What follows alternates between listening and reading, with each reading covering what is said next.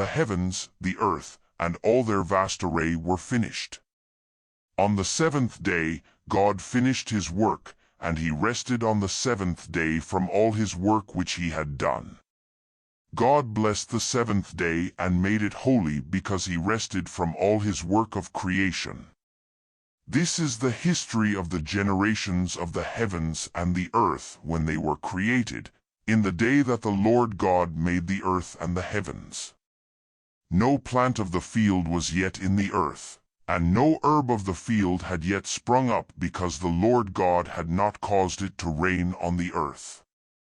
There was not a man to till the ground, but a mist went up from the earth and watered the whole surface of the ground. The Lord God formed man from the dust of the ground and breathed into his nostrils the breath of life, and man became a living soul. The Lord God planted a garden eastward, in Eden, and there he put the man whom he had formed. Out of the ground the Lord God made every tree grow that is pleasant to the sight and good for food, including the tree of life in the middle of the garden and the tree of the knowledge of good and evil.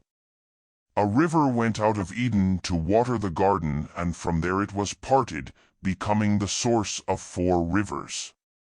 The first river is called Pishon, and it flows through the whole land of Havilah, where there is gold, as well as bdellium and onyx stone. The second river is Gihon, which flows through the whole land of Cush. The third river is Hiddekel, which flows in front of Assyria.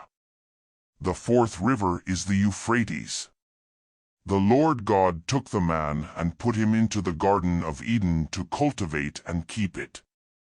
He commanded the man, saying, "You may freely eat of every tree of the garden, but you shall not eat of the tree of the knowledge of good and evil, for in the day that you eat of it, you will surely die."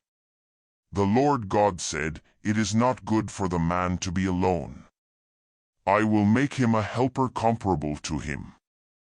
Out of the ground, the Lord God formed every animal of the field and every bird of the sky and brought them to the man to see what he would call them. Whatever the man called every living creature, that was its name. The man gave names to all livestock, to the birds of the sky, and to every animal of the field, but for man, there was not found a helper comparable to him. The Lord God caused the man to fall into a deep sleep. As the man slept, he took one of his ribs and closed up the flesh in its place. The Lord God made a woman from the rib which he had taken from the man and brought her to the man.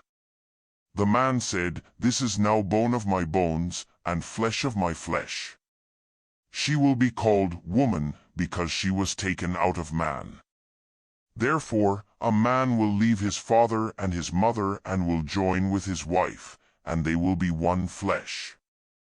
The man and his wife were both naked, and they were not ashamed.